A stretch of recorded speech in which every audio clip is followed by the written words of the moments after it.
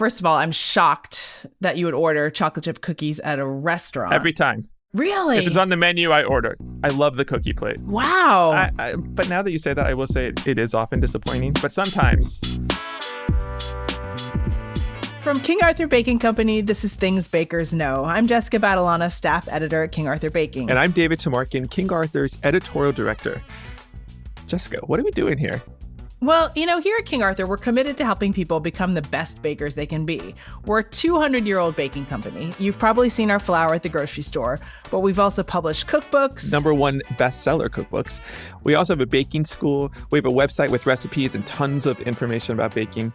And now we're bringing King Arthur to your ears in this podcast, where we'll be talking to experts, answering your baking questions, laughing at our own jokes, and offering a lot of opinions. A lot of opinions. And today, for the very first episode of our very first season, we're talking about one of the greatest foods of all time, the iconic chocolate chip cookie.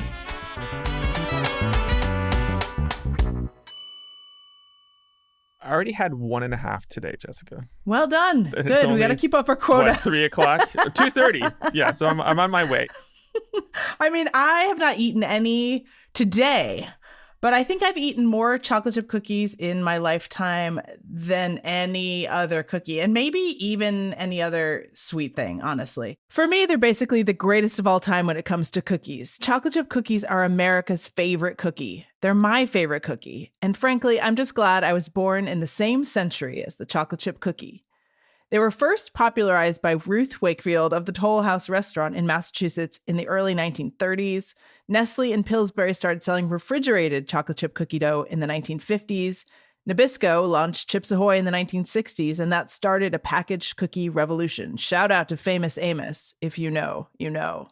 And now it's hard to find a bakery that doesn't sell a chocolate chip cookie. Yeah, I mean, it is actually wild to think about the fact that there are people alive today, pretty advanced in their years, but who are alive today who, when they were born, the chocolate chip cookie did not exist. So thank you for that history lesson. You are blowing my mind, Jessica. In many ways, I think the chocolate chip cookie is every American baker's holy grail.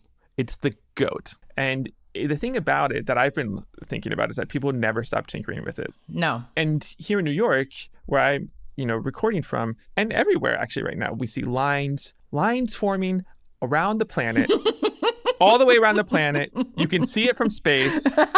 The lines for chocolate chip cookies, they don't stop. They're there. They're only They don't getting stop. longer. To your point, You better again, start lining up now. If you want that cookie, go now. Oh, yeah.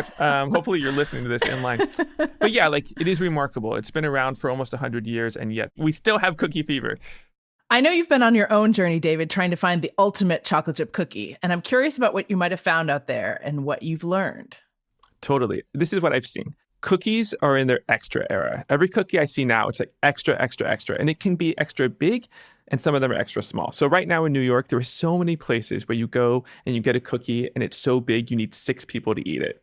And sometimes it's the other direction. Some of these cookies are super small. Like one I had at a pizza restaurant recently. I ordered dessert. They had chocolate chip cookies for dessert. I ordered them, and there was no indication that they were going to come in a bowl, like a bowl of cereal. And each cookie was about the size of a nickel, and you just kind of went in there and grabbed them with your hands and stuffed them in your face. They were so crispy. They were so good. Yeah, it was one of the best cookie experiences I've had in a while, actually. I think every chocolate chip cookie right now, every chocolate chip cookie in 2025 is leaning into some sort of identity, whether that's super big, super small, super soft, super crispy, lots of seeds, cocoa nibs, espresso beans, whatever, jelly beans. I don't know. People put everything in these things. In 2024, our recipe of the year was a cookie that did this. It was a super big, super soft chocolate chip cookie. And, it was divisive because it leaned into one direction. It wasn't sort of an everyman's chocolate chip cookie. So that classic cookie that you kicked off the show talking about, that Ruth Wakefield made, that's still an amazing cookie, but I feel like no one is trying to do that anymore. That's old news, and all these extra cookies are what's hot now. Well, first of all, I'm shocked that you would order chocolate chip cookies at a restaurant. Every time. Every really? time. If it's You on the order menu, the I cookie order. plate. I love the cookie plate. Wow. But now that you say that, I will say it is often disappointing. But sometimes. But you're totally right that cookies have become very extra. Like they are frosted. They have tahini in them. The butter is brown. They're giant. They have like huge pools of chocolate. Like they have more chocolate than they do batter. Lots of innovation happening. Some good, some less good. But there's also been this like absolutely like explosive growth of these cookie chains in the last few years. And I think those cookie chains, of which there are now numerous ones, they're sort of resetting chocolate chip cookie expectations because these chains are now everywhere. They're beloved and they're creating a new standard. And that standard, I think, is big, super sweet cookies. Very big, very sweet. Yeah. And these chains have been so hugely successful. Crumble started with one store in Utah back in 2017, and now there are over 1,000 franchise-owned Crumble stores in the U.S., 18 in Canada, 96% of which have opened since 2020. So it's not our imagination that in the last 4 years, like it's been crazy cookie time. And those chains have generated more than $1 billion in sales and sold 300 million cookies. And, you know, sorry, not sorry. That's a lot of dough, David. That's a lot of cookie dough. Okay. Well, the point is chocolate chip cookies never go out of fashion. People never get bored with them, and they're here to stay. Every episode, we'll be chatting with the best bakers around. And recently, I was reading best-selling cookbook author and TV host Zoë François' latest book, Zoë Bakes Cookies. As you might expect, it is an exhaustive and extensively researched guide to cookie baking. And part of what makes it so amazing is the deep dive that Zoë takes in every element of chocolate chip cookies. With photos and charts, you can really sort of drill down into what a simple tweak or a seemingly simple tweak to a recipe does to the end result. So we decided to call up Zoë to talk more about chocolate chip cookies and get some of her secrets. Zoë, thank you so much for joining us. Hi, so nice to be with you. as Jessica said, we love your new book. And I really found it to be your most personal book so far. And there were two chapters that I just wanted to just shout out. One is called Granny Neal's Christmas Cookie Tin, and the other is called Bubby Berkowitz's Cookies. And I love those two chapters because I also grew up in an interfaith household, and I also had a Christmas grandma and a Hanukkah grandma. And, I didn't really know it, but until I read your book, I didn't really realize how rich it is to have that experience. Yeah, I kind of thought everybody grew up like this. I mean, when you're a kid and you're having this experience, you don't realize how unique it is. So I feel so lucky. And those two chapters changed the book. I thought that I had, a clear idea of what this book was, and it was sort of my love letter to all the cookies that I'd baked in my career. And it really became about the stories. It became about what I learned about myself. And in particular, those two chapters, the sort of DNA that is me, that absolutely came from baking and these women who shared these recipes with me. So it's deeply personal. And I've sort of been evangelizing since I wrote it about getting these recipes from your family, because in certain cases, if I hadn't asked for these recipes, they'd be gone. Zoë, did you already have those family recipes before you started writing your book? So in the case of my Bubby Berkowitz, when I was doing this book, I called my mom and asked her if she had any stories or memories of these particular cookies. And out came stories of my great-great-grandmother who was in Kyiv, baking in her apartment to basically support her family during the Russian Revolution. Her daughter, in the meantime, was stealing the ingredients and selling them to the Russian soldiers to make enough money to move to America.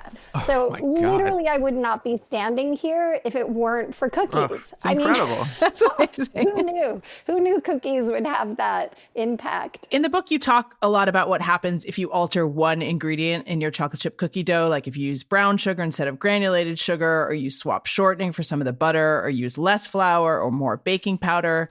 And I'm just sort of curious what it must have been like when you were testing all those variations, because I imagine it was kind of an intense process. It was so many cookie balls.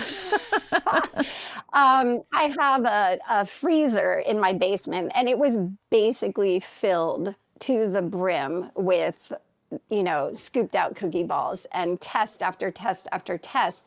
I think when you show people the experiments that you're doing, I feel like it gives them freedom to do it as well.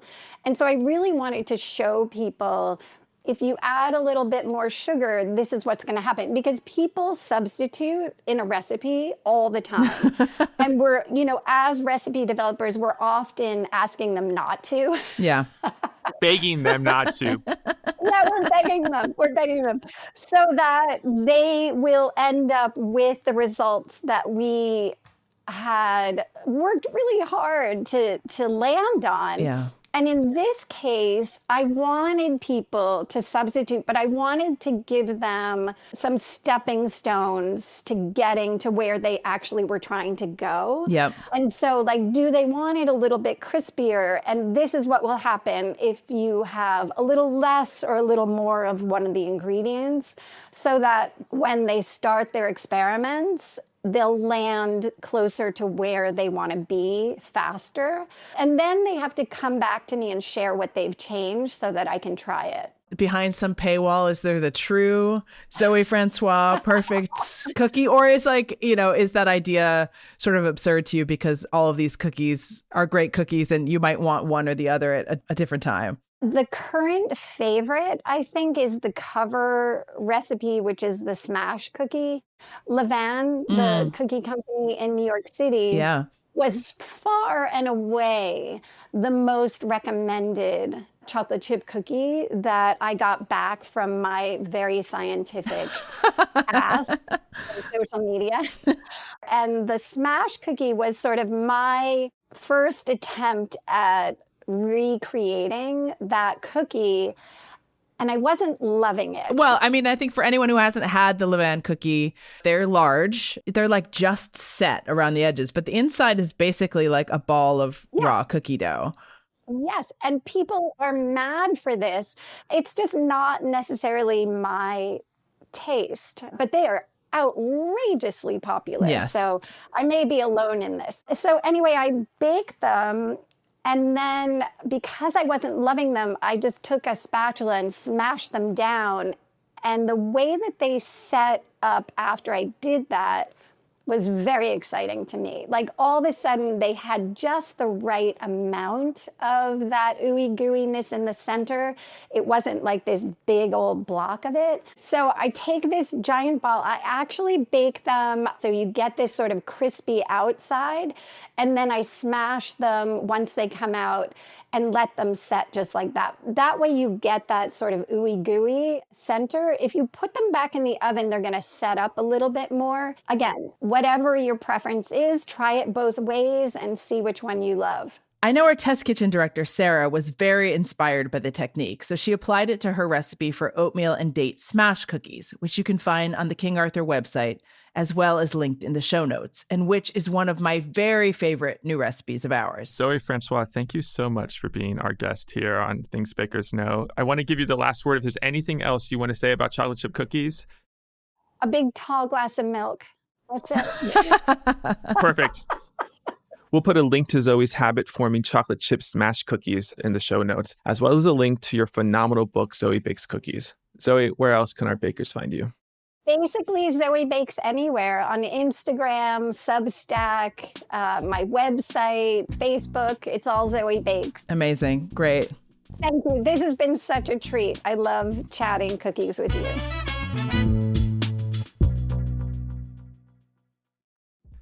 Today's episode is brought to you by all the things you need to make your best chocolate chip cookies, all of which you'll find on kingarthurbaking.com. Jessica, I know this is going to shock you and everyone else, but we've got more than flour on there. We've got the vanilla, we've got the cookie sheets, the parchment, the oven mitts. Wait, we sell oven mitts? We do. I need new oven mitts. We do sell oven mitts. We sell oven gloves. We sell heavy-duty oven mitts. And we've got the cookie scoops. And we've got a lot of chocolate. We've got dark milk, chips, wafers, Verona. The other one I can't pronounce. Calabo. I mean, I go through so many of those Calabo wafers. It's crazy. I know it is like a handful is like a perfect snack. Also a very good breakfast. Anyway, it's all there at kingarthurbaking.com. Go there, get everything you need for your chocolate chip cookie, start baking.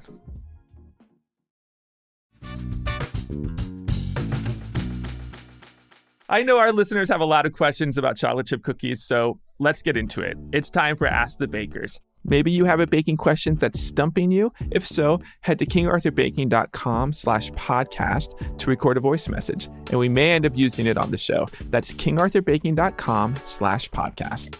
And of course, if you have a baking question that simply cannot wait, you can always reach out to our Bakers hotline via phone, email, or online chat.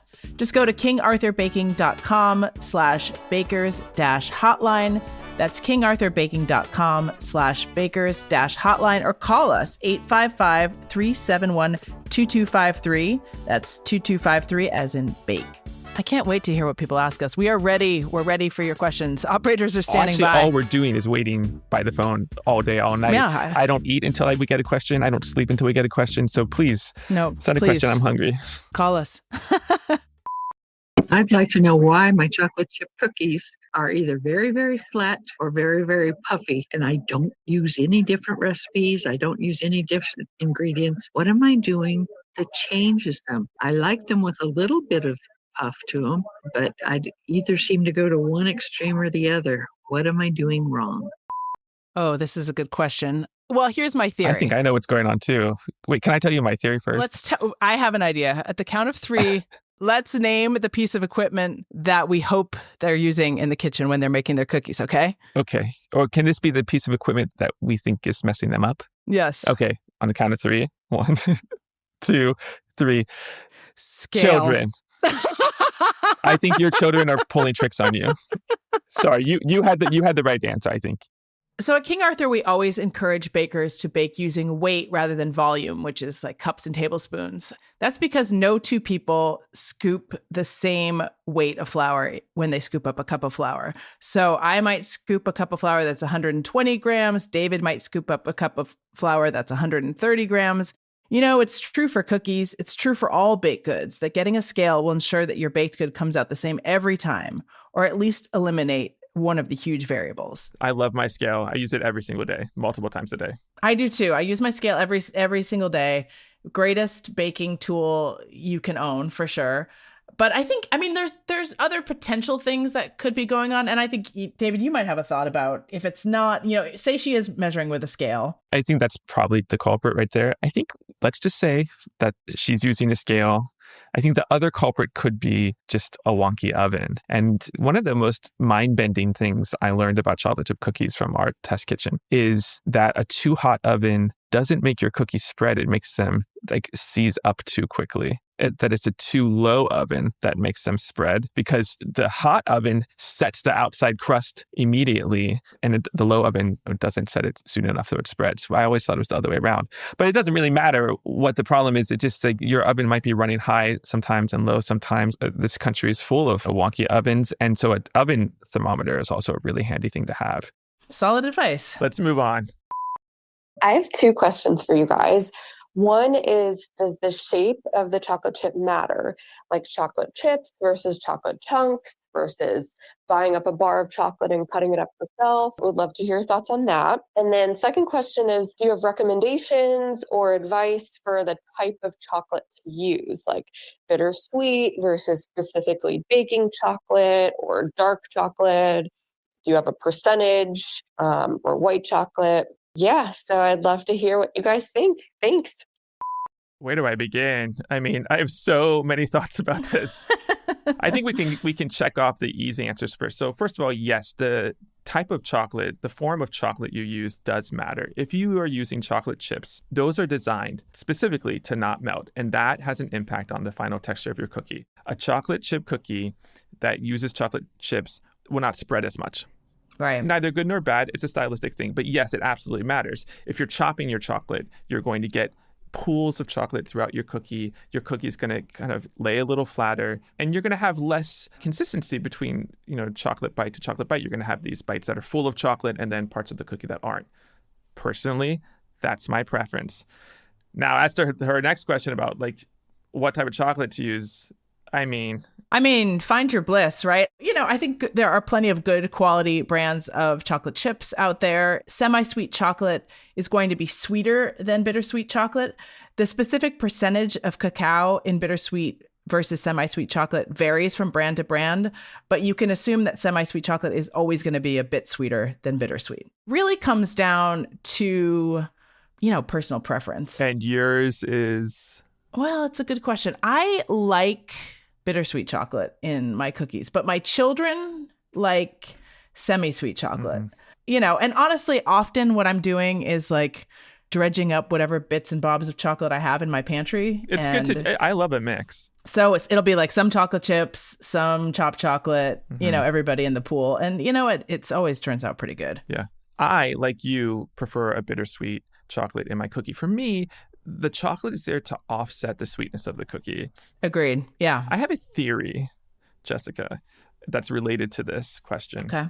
I'm on the edge of my seat. So you are aware, I know, I don't know if all of our listeners are, but you and I have talked about this recent phenomenon of the chocolate-less chocolate chip cookie. Oh, yeah, we have. Which, yep. Wonder how you feel about it. And we talked privately about like trying to wrap our heads around this. Is it a chocolate chip cookie? Is it not? Is it, you know, what is the purpose and what is the reason for it? And my theory is that people who want a chocolate-less chocolate chip cookie perhaps have not had a chocolate chip cookie with the right chocolate in it. Perhaps they've really had a lot of semi-sweet or milk chocolate or white chocolate in the cookies, and they're getting the chocolate out because they want a cookie that's less sweet. But if they tried a cookie with, you know, a 70%, and if they want to go really dark, you know, like an 80%, that they might find a better, shall I say, harmony of flavors? I was going to say symphony of flavors. But it's a better balance, you know, that might endear you to the chocolate chip cookie more. Interesting. I actually have never met anyone who... Have I ever met anyone who doesn't like a chocolate chip cookie? I mean, I think the chipless chocolate chip cookie is, well, I think it's marketing, right? Like if you want a cookie without chocolate chips, just make a different cookie. Don't make a chocolate chip cookie without chocolate chips. Like that's just sad. But that wasn't the question. That wasn't the question. And as you said, find your bliss. Find your bliss. Last caller. I think we have one more. Last caller. All right, great. Hi, I'm Flora. I'm almost 9 years old. I love to eat raw cookie dough, but my parents say it will make me sick. Can you tell me why it's a bad idea? And is there any way to make cookie dough safe for eating? Oh, Flora. Oh my God, I'm so scared.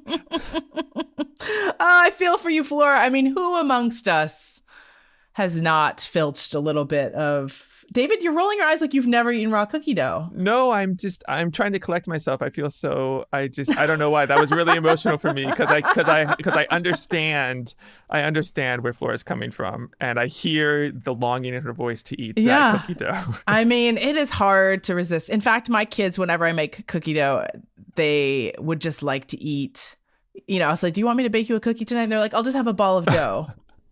But you really shouldn't eat raw cookie dough, and there's a couple of reasons for it. Wait, before you go into that, I just gotta say, for those listeners who can't see Jessica, it is paining her to say I have to say this. She does not want to say this, but it's true. I don't want to say it, but it's true because you can get quite ill from eating raw cookie dough, and not just like a bellyache because you've eaten too much raw cookie dough, but because flour is an agricultural product. You know, it's a raw product. King Arthur flour never gets heat treated. So therefore, it's possible that there could be contaminants on it that would be killed in cooking. So the flour is a risk. The eggs are a risk for the same reason. They're a raw product. So unfortunately, we have to say no to raw dough. What a bummer. I mean, I know that there are companies now that are making edible chocolate chip cookie dough, and those are safe to eat because that flour has been heat treated. But there's no reliable way to make edible cookie dough at home. I'm sorry to say, Flora. I wish it weren't so. None that we can recommend anyway. None that we can recommend in good conscience for the children of America. Yeah. See, this is why I don't have kids. I mean, like, I will never be able to be a parent because I heard that and I was like, I want to give her cookie dough right now. I want to give it to her now. I mean, the good news, Flora, is that, it is safe to eat chocolate chips. You can eat those by the handful out of the bag. Tell your parents, Flora. It's a hack and a snack. The more we're talking about chocolate chip cookies and answering these questions, the more you want a chocolate chip cookie. Every episode, we like to check in with Jessica to see what wildly surprising and full-throated ideas are in her head. Around the office here at King Arthur, we have a name for these ideas. We call them Jess Opinions. And now, for the first time ever, we're making that a segment of our podcast. Welcome to Jess Opinions. Jessica, what is your Jess opinion this week? Well, I'm not trying to be I'm not intentionally trying to poke the bear here, but I do not like, and in fact, I would go so far as to say I think are bad. Okay. Warm chocolate chip cookies.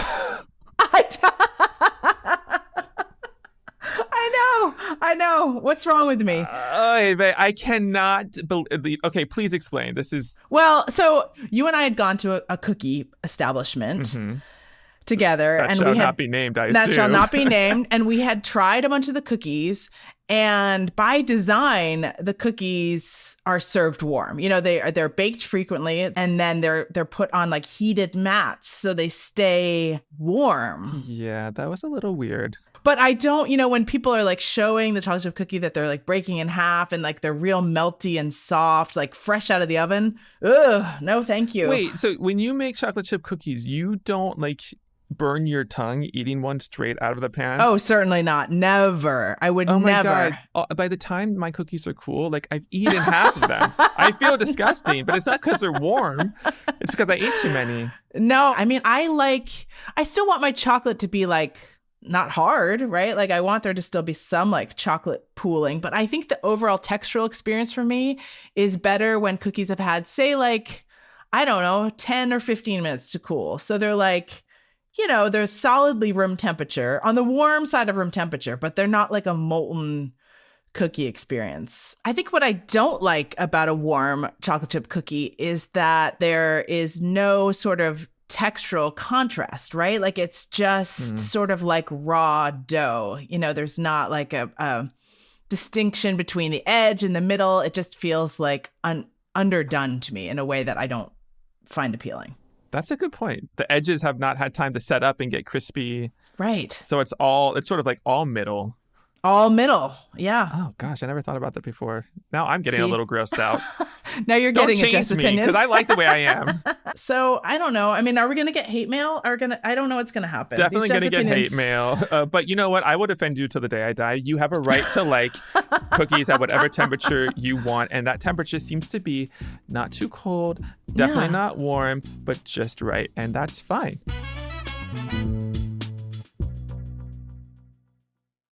David, before we go, I want to tell you about something I learned while working on this episode. There is a chocolate chip cookie that is so special, it's in a museum. Okay, that sounds old. It sounds like an old cookie. It may not be the freshest cookie you've ever eaten. But the cookie is at the Udvar Hazy Center at the National Air and Space Museum in Virginia. And that's the museum that also houses the Space Shuttle Discovery and lots of other notable air and space artifacts. And the reason that there's a cookie there is because this chocolate chip cookie does not fly, but it was the first thing ever baked in space. Wow, okay. Yeah, it's a space cookie. That's a notable achievement, yeah. It is a notable achievement because, as you can imagine, there's a lot of challenges when it comes to baking in space in a zero-gravity environment. So I called up Ian and Jordana Fichtenbaum, who are the co-founders and co-chefs of this space technology company called Zero G Kitchen. And they were curious to see if it was possible to design a zero-gravity oven that would work on the International Space Station. And when I asked them about why chocolate chip cookies, although the answer to me is quite obvious, they thought, like, if you were going to be away from home for a year, like, what baked food item would bring more comfort and joy than a chocolate chip cookie, which I think is true. Totally. But until now, the technology hasn't existed to actually freshly bake something. So In 2019, the oven, along with frozen discs of chocolate chip cookie dough, were sent to space. And the astronauts who are working on the International Space Station then take the frozen pucks of chocolate chip cookie dough, they put them in like a silicone pouch, and the silicone pouch prevents like flyaway crumbs, but also is vented to release steam. Mm-hmm. And they put them in the center of the oven, and nobody knew what was going to happen. So they baked 5 cookies in all, and they tried to figure out how long, really the experiment was like, how long does it take to bake a cookie in space in the special oven, and what happens? So David, guess how long it took for the cookie to bake? Oh, I just assumed like normal time, like 10 minutes. No, guess again. Okay. Well, gosh, I mean, well, based on my experience in space, gosh, I guess maybe gravity sped things up and it was like 30 seconds. Oh, that would be amazing. 130 minutes. What? It took more than 2 hours to bake a single chocolate chip cookie. I'm so confused. It's wild. Also worth it, probably. I mean, if you're in space and you want a chocolate chip cookie, worth it. You've got time on your side. Where else are you going to go? Right, you know? right. Why did it take so long? I mean, that's a great question. The oven that Ian and Jordana created, it's not very large. It's sort of, maybe the size of like a laptop, 14 or 16 inches. It's a cylinder.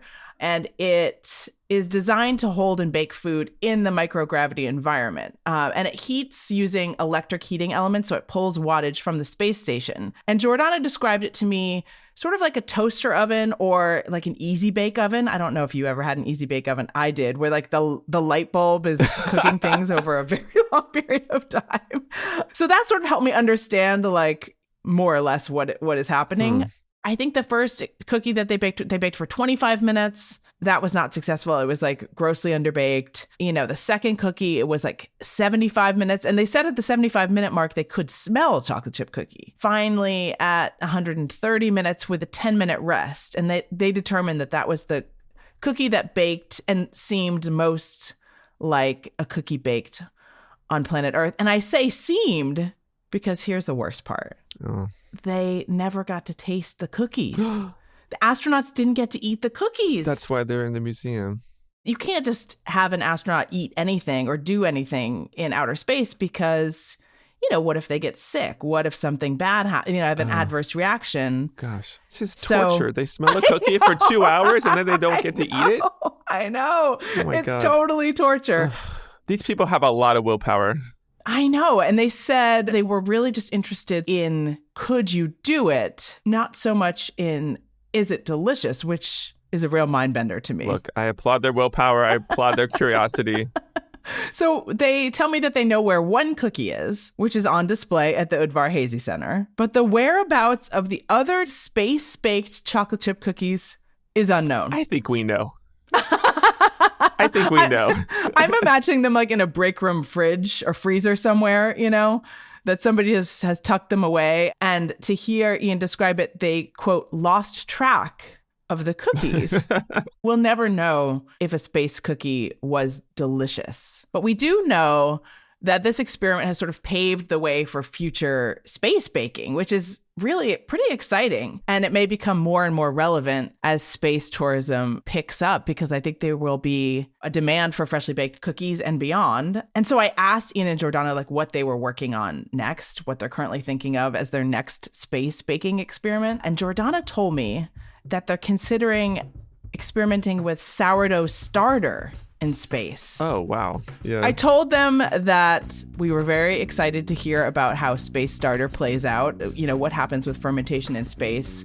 And that, of course, they have to use King Arthur flour when they mix up that first batch of space starter. I support it. The things you know. We are just about out of time for today. But before we go, I want to ask you one question. David, what are you baking this week? What's on your baking agenda? On my agenda is more bread. I am in a bread zone right now. I'm in a bread. I'm in a good place with my starter. It's lively. I will say, shout out to my husband who is feeding the starter, because if it were on me, that starter would be dead. But it's not. And so I'm going for more sesame wheat. It's on our site, and it's also in the Big Book of Bread, which is, of course, our #1 New York Times bestselling cookbook. It's just an incredible loaf to have around during the week. Yeah, I love that bread. It's so hearty and nutty. delicious. Yeah, it's breakfast, oh my God. lunch. And you know what I also like to do with that sesame wheat? This is an idea that I got from Lucinda Scala Quinn, the food author. I just call her Scala Quinn because I think that's a Scala Quinn. It's a great last Yeah. name. She puts like thick planks of bread underneath her roasting chicken. Oh, yeah. You know, so then you take the chicken off and you have this like schmaltz soaked toast, and the sesame wheat is like particularly good for that. Wow. Maybe I'll do that. Yeah. What are you baking this week, Jessica? So this week I'm planning to bake a new to me recipe that's on our site for roti canai, which is a South Asian flatbread that's like stretchy and flaky and crispy and greasy in a good way. And it's, you know, they're not the fastest thing to make. So I feel like they're a nice thing to do like when you have some time on the weekend and you want a little bit of a project. You know, you roll them out, they get folded, they get coiled, they get rolled, but then you have this magnificent, flaky, crispy flatbread. One of the best foods ever One of the best foods ever made. So good. And that recipe comes from Thomas Pisha Duffley, who has a couple of restaurants out in Portland, Oregon, and he serves the roti there. I've eaten the roti there. It's so good. So if I can come close at home, that'll be exciting. And I'll just make a curry or something to serve with it. So that's I have faith my in plan. you. I think you're going to get real close. I think it's going to be fun. Thank you for tuning in and joining us here on Things Bakers Know. We'll be back with another episode all about pizza. Remember to like us. Remember to like us. Please like us. Like us. Remember to like and subscribe on Apple Podcasts, Spotify, Amazon Music, or wherever you listen. Review the podcast while you're there, or share this episode with a friend because baking is more fun together. We'll see you back here next week. In the meantime, please, people, follow the recipe. Just follow the recipe. Things Bakers Know is hosted and executive produced by me, Jessica Badalana. And me, David Tamarkin. Rossi Anastopoulos is our senior producer. Chad Chennai is our producer and engineer.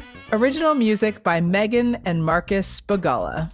This episode featured Zoë François. You can learn more about her book, Zoë Bakes Cookies, by going to zoebakes.com, and it's also linked in the show notes. You'll find some of our favorite chocolate chip cookie recipes, as well as other recipes for what we're baking this week.